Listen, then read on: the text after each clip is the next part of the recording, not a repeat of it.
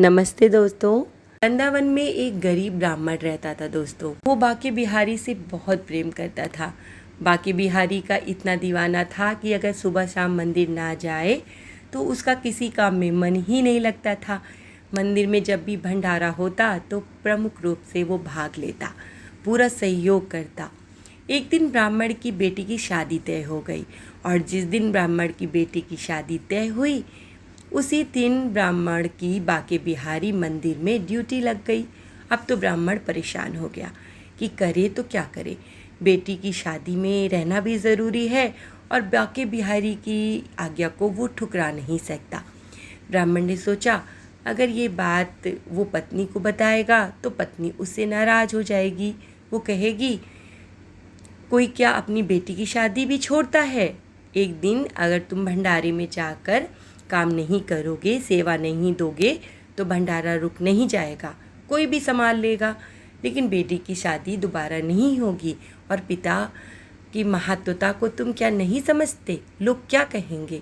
ब्राह्मण परेशान हो गया। वो जानता था कि कुछ भी हो जाएगा पर उसकी पत्नी उसे भंडारे में जाने नहीं देगी, लेकिन उसका मन लग भी नहीं रहा था, करे तो क्या करे। के समय घर परिवार से नज़रें चुराकर वो मंदिर चला गया और उसने अपने घर में किसी को नहीं बताया।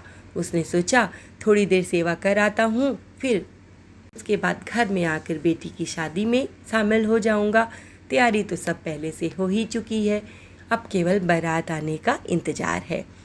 मंदिर में जाकर सबको भंडारा खिलाया और जैसे जैसे शाम होती गई घर जल्दी वापस पहुंचने की तैयारी वो करने लगा, लेकिन दोस्तों पहुंच नहीं पाया।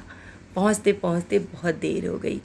बिटिया की शादी हो गई और बिटिया की विदाई भी हो चुकी थी।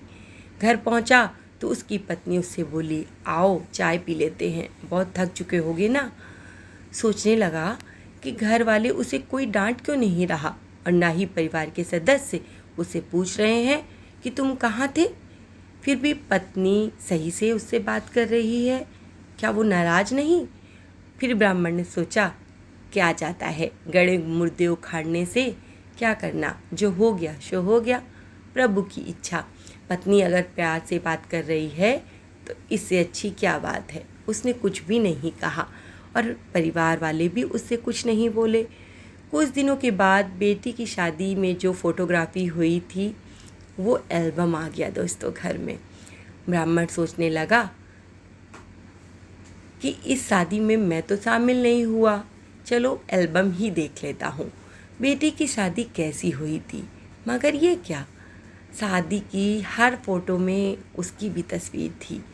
ब्राह्मण फूट फूट कर रोने लगा और मन ही मन बाके बिहारी को याद करने लगा। कहने लगा प्रभु तेरी ये कृपा कैसे। अगले दिन बाके बिहारी के मंदिर गया और मंदिर में जाकर खूब रोया। बाके बिहारी से कहता क्या है, चाहे कुछ भी हो जाए अब मैं तुम्हारी नियमित सेवा करूँगा। मैं मान गया कि जो भगवान की भक्ति करता है भगवान उसे कभी अकेला नहीं छोड़ते, बल्कि हर जगह बाके बिहारी खड़े हो जाते हैं। तो मेरी जगह वहाँ जाकर मेरी बेटी की शादी करा आए। मुझे नहीं पता था कि तुम मुझसे इतना प्रेम करते हो। तो दोस्तों आपको कैसी लगी ये छोटी सी कहानी। अगर पसंद आए तो आगे शेयर ज़रूर कर दीजिएगा और ऐसी ही कहानियों का आनंद लेने के लिए हमारे साथ जुड़े रहिए। धन्यवाद दोस्तों।